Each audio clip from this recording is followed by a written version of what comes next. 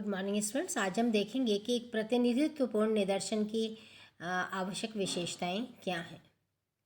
निदर्शन द्वारा हम सामाजिक घटनाओं के बारे में कितने यथार्थ एवं वैज्ञानिक निष्कर्ष निकाल पाएंगे, ये इस बात पर निर्भर करेगा कि हमारे निदर्शन की उत्तमता एवं समग्रता की प्रतिनिधित्वपूर्णता क्या है।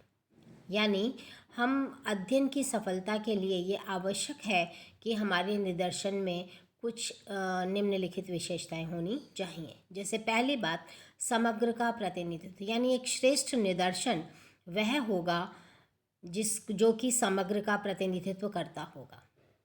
ऐसा तभी संभव हो सकता है जब हम समग्र की प्रत्येक इकाई को निदर्शन में शामिल होने का समान अवसर दें। और इसीलिए लुंडबर्ग ने कहा कि प्रतिनिधित्वपूर्ण निदर्शन दो बातों पर निर्भर करता है। पहला, अध्ययन तथ्यों में कितनी मात्रा में समानता पाई जाती है, और दूसरा, निदर्शन के चुनाव में किस प्रणाली को अपनाया गया।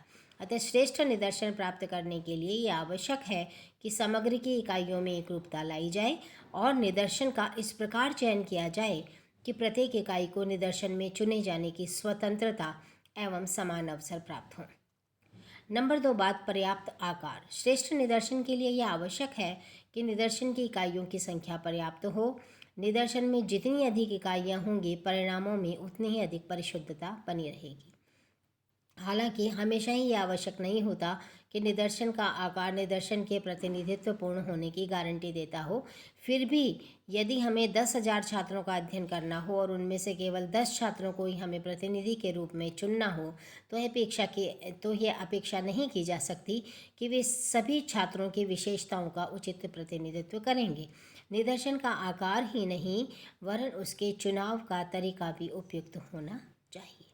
तीसरी बात, निष्पक्षता। एक श्रेष्ठ निदर्शन को पक्षपात एवं मिथ्या झुकाव से स्वतंत्र होना चाहिए, अन्यथा वह प्रतिनिधित्वपूर्ण होने का दावा नहीं कर सकता।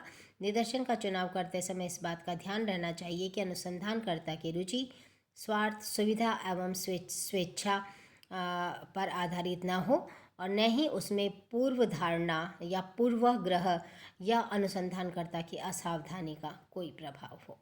चौथी बात, साधनों के अनुरूप। एक प्रतिनिधित्वपूर्ण निदर्शन वह है जो अनुसंधानकर्ता के पास उपलब्ध साधनों के अनुरूप हो। साधनों को ध्यान में रखकर ही निदर्शन की संख्या, उसके प्रकार, चुनाव की विधि का निश्चय किया जाना चाहिए। साधनों के अनुरूप निदर्शन न होने पर उसमें पक्षपात आने की संभावना रहती है। उद्देश्यों के अनुरूप भी निदर्शन होना चाहिए। एक श्रेष्ठ निदर्शन वह है जो अनुसंधान के उद्देश्यों के अनुकूल हो। जैसे यदि हम नगर के मान लीजिए बीड़ी श्रमिकों की आर्थिक सामाजिक स्थिति का अध्ययन करना चाहते हैं और हमारे निदर्शन में हमने ऐसे श्रमिकों का चयन किया जो बीड़ी बांधने का कार्य नहीं करते, तो हमारा निदर्शन व्यर्थ हो जाएगा। अतः उत्तम निदर्शन के लिए आवश्यक है कि अनुसंधान उद्देश्य के अनुरूप हो। इसके अलावा सामान्य ज्ञान और तर्क पर आधारित निदर्शन होना चाहिए, और निदर्शन को तर्क की कसौटी पर खरा उतरना चाहिए। केवल सूत्रों और नियमों का अंधानुकरण करने से ही आदर्श निदर्शन का चुनाव नहीं किया जा सकता। नियमों एवं सूत्रों के साथ साथ निदर्शन के चुनाव में अनुसंधानकर्ता को तर्क एवं सामान्य ज्ञान का प्रयोग भी करना चाहिए। इसके अलावा निदर्शन व्यवहारिक अनुभवों पर आधारित होना चाहिए। एक उत्तम निदर्शन का चयन करने के लिए हमें अन्य अनुभवी अध्ययनकर्ताओं के अनुभवों का भी उपयोग करना चाहिए। यदि जिस क्षेत्र का हम अध्ययन कर रहे हैं उसका पूर्व में भी किसी ने अध्ययन किया है, तो उससे संपर्क कर उसके अनुभवों का लाभ उठाना चाहिए।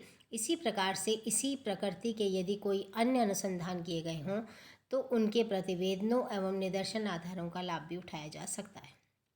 इसके अलावा स्वतंत्रता भी एक महत्वपूर्ण बात है कि समग्र की सभी इकाइयां आपस में स्वतंत्र होनी चाहिए, अर्थात निदर्शन में किसी भी इकाई का सम्मिलित होना किसी अन्य इकाई के सम्मिलित होने पर निर्भर न हो। दूसरे शब्दों में, समग्र की प्रत्येक इकाई को निदर्शन में चुने जाने का स्वतंत्र एवं समान अवसर होना चाहिए। इसलिए पार्टिन ने कहा कि एक श्रेष्ठ निदर्शन की विशेषता यह है कि सर्वेक्षण में वह निदर्शन उत्तम होता है जो कुशलता, प्रतिनिधित्वपूर्ण, विश्वसनीयता तथा लोच की आवश्यकताओं की पूर्ति करता हो।